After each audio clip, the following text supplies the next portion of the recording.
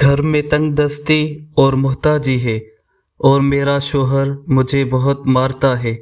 اگر شوہر مار پیٹ اور ظلم و ستم کرتا ہو یا کوئی تنگ دستی اور محتاجی کا شکار ہو تو یہ درود شریف بعد نماز فجر اور بعد نماز مغرب یا عشاء کے 71 بار پڑھ کر دعا کریں تو انشاءاللہ شوہر بیوی پر مہربان ہو جائے گا اور محتاجی اور تنگ دستی سے محفوظ رہے گا۔